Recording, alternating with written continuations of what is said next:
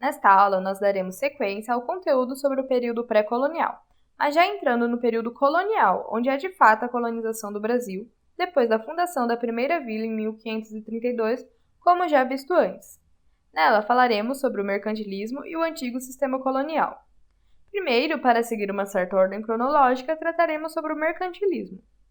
O mercantilismo é um conjunto de práticas econômicas. Ele não foi aplicado de maneira homogênea na Europa, apesar disso, é um marco do Estado moderno e da chamada Revolução Comercial. Um de seus principais elementos é o metalismo. O metalismo consiste na ideia de que quanto mais metais preciosos um território tivesse, mais rico ele seria. A riqueza do Estado dependeria da quantidade de metais que ele tivesse. Isso influenciou uma outra prática econômica, a da balança comercial favorável. Esse princípio institui que um Estado deveria exportar mais do que importar. Para que isso ocorresse, algumas medidas protecionistas foram implantadas para que as balanças comerciais dos Estados permanecessem favoráveis. Medidas como o estímulo à produção manufatureira, para que houvesse a diminuição das importações, e a implementação de tarifas a produtos estrangeiros, principalmente os que poderiam ser produzidos no próprio território. O Estado, portanto, foi um grande interventor na economia. Muitos estados europeus aderiram às práticas mercantilistas, principalmente em relação à balança comercial favorável. Isso gerou um impasse.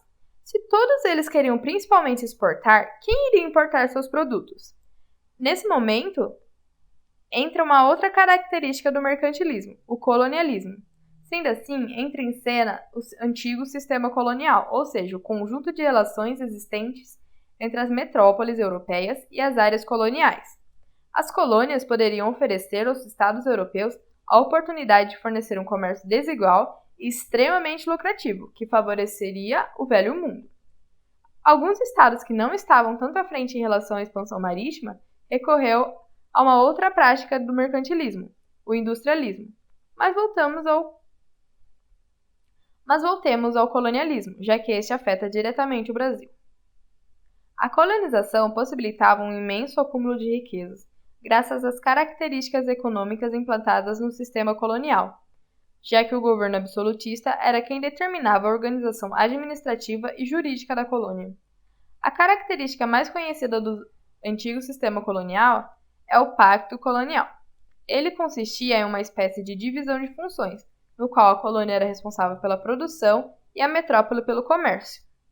Porém, a produção era comprada por um preço muito baixo, e a comercialização dos produtos era muito mais lucrativa. Sendo assim, grande parte desse lucro ficaria na metrópole e não na colônia.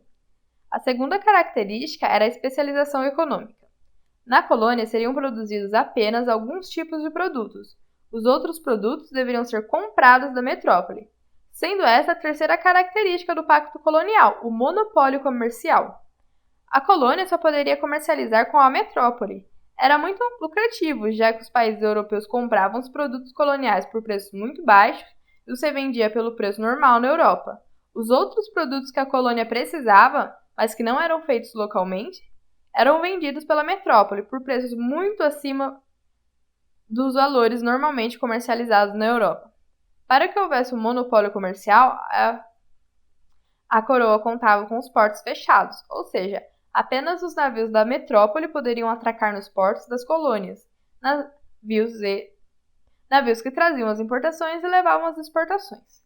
Essas características podem ser utilizadas para se classificar uma colônia.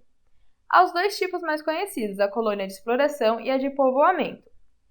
O antigo sistema colonial se encaixaria na de exploração, de acordo com a definição mais comum, em que as condições climáticas favoreceriam a exploração econômica do território em aspectos não encontrados nas áreas mais frias.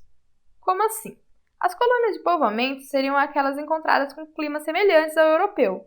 Por isso, não era interessante economicamente, já que não produziria nada diferente do produzido na Europa. Por conta disso, a metrópole praticamente abandonou essas colônias, e os que já estavam lá foram obrigados a praticar uma